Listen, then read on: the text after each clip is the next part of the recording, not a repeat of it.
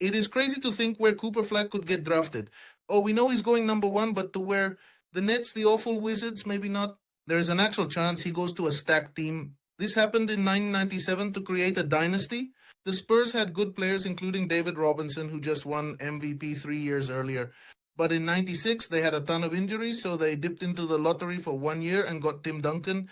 2 years later, they won the first of 5 titles. How is that fair? But it could happen again with Cooper Flagg. The 2025 draft is insane. With all the picks that have been traded so far, it's hard to keep track. So let's look at where Cooper could land because it could change basketball the next 20 years. But getting the top pick obviously is going to change a franchise. But a game share in my life has been therapy.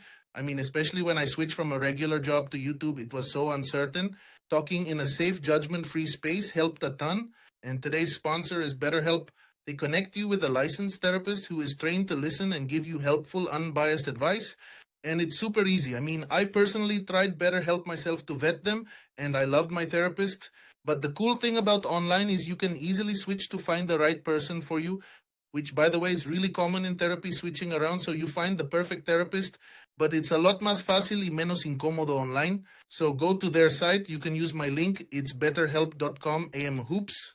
They got their own 2025 first round pick back to tank. And if they get Cooper, the plan will be to build through the draft with a ton of picks. Look at these first rounders. They're going to have 3 picks in 2025. 2026 has studs like AJ Diona and Cam Boozer. One problem is Ben Simmons. Is there a chance this man wins them so many games he screws it up? You are never going to believe this, but Ben was seen hitting threes in an open gym this offseason. No, I'm just kidding. He sucks. But worst in the West is the Blazers. I would hate if Cooper Flagg went to this team. I am sorry, but recent top 10 picks, Shaden Sharp in 2022, Scoot last year, now Donovan Kingan. Don't get me wrong, King and Cooper could be amazing on defense on the front guard. But is there a single future All-Star there?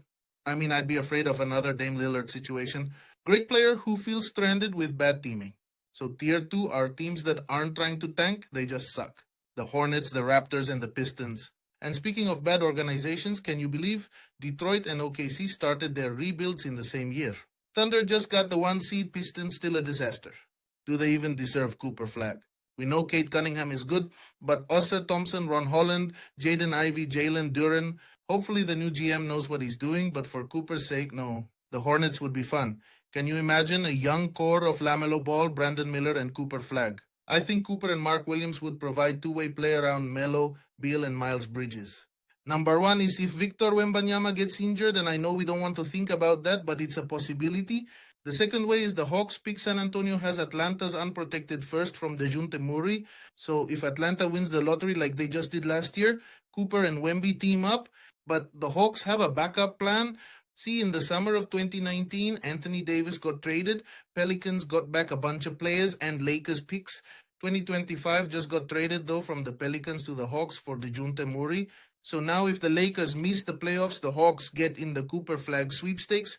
But the final tier is the stacked teams with a legit chance. First, the OKC Thunder NBA GMs just said they've got the best young core by far in the league. I mean, since the NBA set these new rules, it's been chaos. I mean, you could have a 6 or 3% chance and get the number one pick. Or you could have the worst record and pick fifth, which happened to the Pistons 3 times in a row. So who is projected to be the worst franchise this year? It's tough because teams are actively trying to lose. Before he got fired at ESPN, Zach Lowe said about the Blazers, for example, they will be bad by design ahead of a loaded 2025 draft. It's not just Cooper Flagg, it's one of the deepest drafts in years. Potential franchise players like Ace Bailey, Dylan Harper, and VJ Edgecombe. Why is Cooper this special? Well, he's 6'9" and just looked like an NBA player physically when he played at Team USA camp at 17 years old. But Tier 3 is good but not good enough. The Rockets, the Bulls, the Hawks, and the Spurs. Cooper and Victor Wembanyama would change the future of the NBA. But the interesting thing is how this actually could happen. Most people think, oh, they're too good to get Cooper Flagg. I mean, every team that Chris Paul has gone to gets better when he joins. This is the win percentage of teams before they got CP3 and then year one with CP3. The most shocking example is the Thunder, supposed to be the worst NBA team, but got better than the final year of Russ and Paul George. How is that possible? Plus, the Spurs were bad last year to start, but got better and better. How could they lose, actually? There's 2 ways. There is a legitimate shot Nola doesn't make the playoffs. And if that's obvious, like with a month or 2 left in the season, they could tank for a higher pick. Remember, this team just got Zion with a 6% chance at number one, and it could happen again. But the Pels also made my offseason mistakes. There's actually a ton of teams who did really stupid things this summer. And I hate to say it, Kings fans, but getting DeMar DeRozan was not a great idea. Got the number one seed, but could add Cooper Flagg.